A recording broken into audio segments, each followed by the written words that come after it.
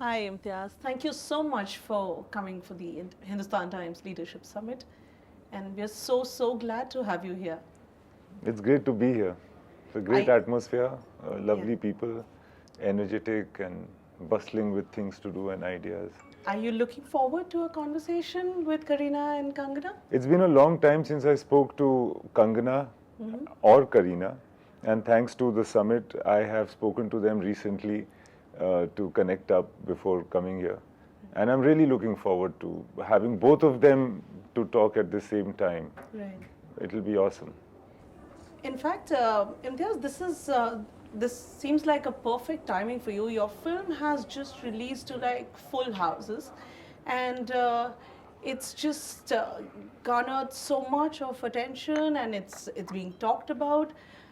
How how do you feel? I feel I feel great about the fact that people have connected to the movie, and especially the younger generation seems to be picking the movie up more and connecting with it much more, engaging with it. Lots of people have not liked it, and lots of people have liked it. Luckily, the ones that have liked it really deeply. Yeah. There's some seems like an emotional connect. It means that I might survive for a long time as film director in India. So that gives me a lot of happiness, and the fact that Ranbir has been kind of acknowledged as an actor in this movie, and Deepika has been. That's awesome for me. Imtiaz, your movies has generated a variety of perspectives, variety of opinions. People have their viewpoints, different and very different viewpoints. When you were writing the script, what was that one thought process or one thread in your head? What did you think that you were actually putting down? Because clearly there are very different dimensions that you have shown across in the film, but what was that one thread that you were thinking that this is the line which probably most suits me or my thought process? Well, the line was always that I'm someone else. I'm being a kind of a version of myself right here, or the fact that I am fake when I'm in society, but in reality I'm something else. There is a wild quantity which I have to clip and tame in order to belong here. So I'm well behaved, but I'm fake. That was the thought. Would you say in some ways this is also in parts autobiographical? Well, the thought is definitely autobiographical. It's something that I've felt before, but luckily I didn't have exactly the same problems that Ranbir's character Ved has in this film, because my father was supportive, and he. It's kind of it's difficult. I've always felt the unhappiness to not dream the same way as everyone else is. I've always had the difficulty that I couldn't really belong exactly like how everyone else is. And gradually I've realized that most people actually are unique. Everybody is unique. Absolutely. And to cater to a certain geometric format of existing, and this is what you need to be, and has always been a problem for me. So that much is, that thought is autobiographical. So, thinking on that line, clearly cinema is very reflective of real life, as they say, in a lot of ways. But cinema also has a lot of impact on society, on our real lives in general. Sure. So, what do you think that happens? It doesn't happen. What is the kind of impact that cinema makes, and in what ways? You know, smoking is banned in advertising now in America, let's say. But there was a time when smoking was allowed. Like, advertising of smoking was allowed Right. in the US, let's say. And there's a case in point where more people, even at that time, especially youngsters, were taking to smoking not because of the advertising, but because of their other matinee idols like Clint Eastwood smoking in movies. Right. So that's the influence that cinema has over people, and one needs to be kind of responsible and at least aware of what can happen. Like, I think me personally and a lot of us have grown up being so influenced by cinema that cinema also represents to us a certain morality. Right. That Yeah. this is how a good son is, that's how a bad woman Absolutely. is, etc., etc. And this in turn comes from the society itself. So there is that cyclical route that things take in life, where cinema also reflects life, because people like me, again, will bring to cinema what they've seen in their real lives. There'll be a reflection of the women that we've met in our lives that you see in the cinema that we make. And what we believe and what our problems are will constantly be reflecting in cinema in some way or the other, even if it's a completely fable type cinema which seems to have no connection between the writer, director and the film material, but still there will be some sort of a reflection. Right. Uh, most of your films, going by the the reflection from the society, reflection of the society, and the impact that it has on the society, most of your films tend to cater to a line which has shades of gray. It's when you're talking of morality or the sense of morality, you have always walked that fine line of right. It could be right, it could be wrong. My perspective, be it Rockstar, be it Highway, the girl had a different perspective. There was no sense of this is it. This is what. So fine, I've grown up with these value systems, but may not be right for me. Correct. So, do you think the Indian audience has grown up enough in current situations?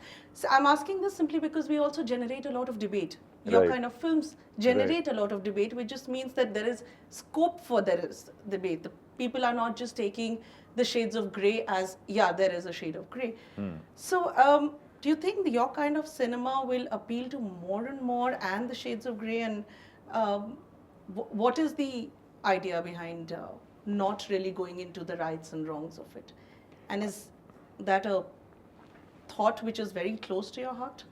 I feel drama is grey, conflict is grey, and everything is, I think, shades of grey. Nothing is absolute. It depends on the perspective from which you see. And again, I have no option but to bring that forward into the films that I make. Yeah. And I have been judgmental, but the values based on which I have made those judgments have changed with time. Right. And I don't want to not bring myself in, as far as the audience is concerned, my hope is that this audience has absorbed, understood something as complicated as the Bhagavad Gita, the Mahabharata, long time back, and we feel that the audience is not prepared to understand Rockstar. That's not how it is. What I think I personally need to improve my communication skill to reach out easily to everybody with a sophisticated story. Right. And the other thing is that we also need our mechanism of film exhibition, film publicity, etc., to be in tandem, to be in sync. Something which Hollywood has achieved, but I think we are a little lagging behind. Right. So, yeah, but I have no option. I mean, these are the stories that come to me because these are the things that are important to me. And I think my role is to share my feelings, triumphs, concerns in the work that I do. Otherwise, I'll just, the umbilical cord will be cut. Yeah. As a filmmaker, talking purely in terms of numbers, there is a very, so you have had a very, very simplistic narrative in, say, a movie like Jab We Met.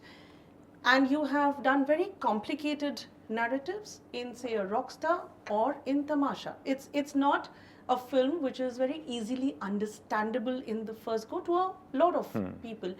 As a filmmaker, while you're making the film and because you are understanding the narrative as complicated, does it ever scare you that this just may not get me the numbers that I want and it is not?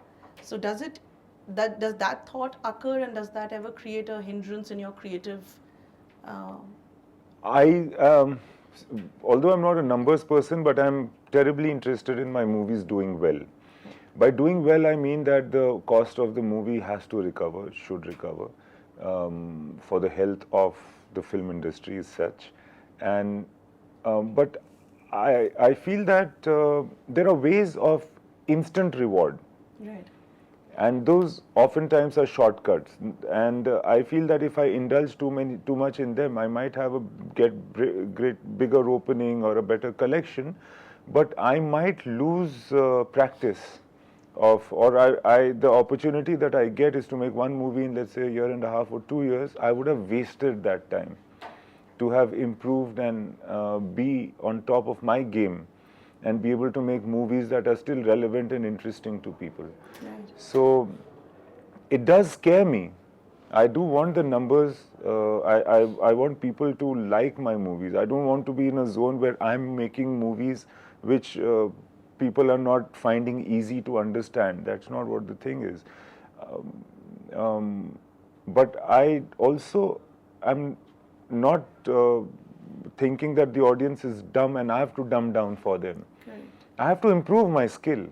I have to improve my technique so that I can reach my stories out better. Whenever doing a complicated or a complex narrative, or which is playing with complex emotions, do you find it easier to work with people like Ranbir or Deepika, who are also personal friends? Because probably there is a connect and they know you as a person, they will understand and they will get the situation immediately that you have been thinking?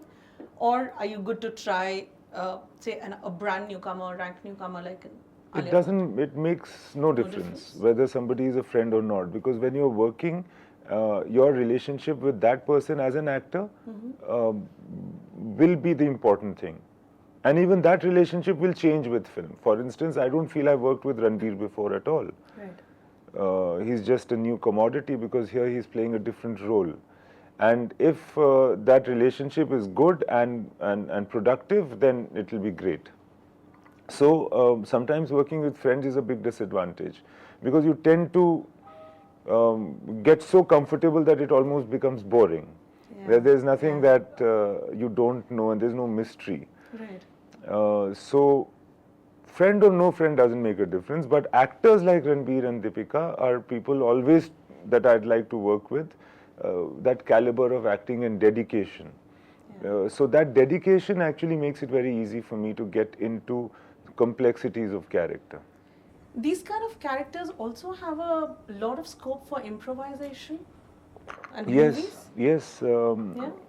yeah, but improvisation doesn't mean improvisation of the script. No, no. The In improvisation terms of an actor, for sure. Yes. And in this case, because these Ranbir and Deepika was so, what shall I say, organic, working in such an organic manner and so deeply involved with the film that there have been some improvisations which I have followed and written into the script later as well. Because oftentimes just to have fun, see, the whole point is that if you have fun in this thing of doing a scene and acting, etc., then you're looking for opportunities. We would come into this place and say, "Acha, abhi aadha ghanta hai," on some odd day, Right. and say, "Let's go to that scene," and you are saying this, you are saying that. So what would you do? Now there is no Right. camera, there is nobody. What would you actually do? So they would do it because they'd like to, and then sometimes I would follow that. Right. Great. Thank you so much, Imtiaz. I hope the movie continues to do very, very well. It's Thank you. already doing well, and I'm sure you'll get many more numbers, though you're not a numbers person. No, I hope that I do get big ones. Yes, and Thank thank you you. so much for being at the summit, and we look forward to having a great session with you. Yes, I'm really excited to talk to the wonderful ladies. Thank you so much.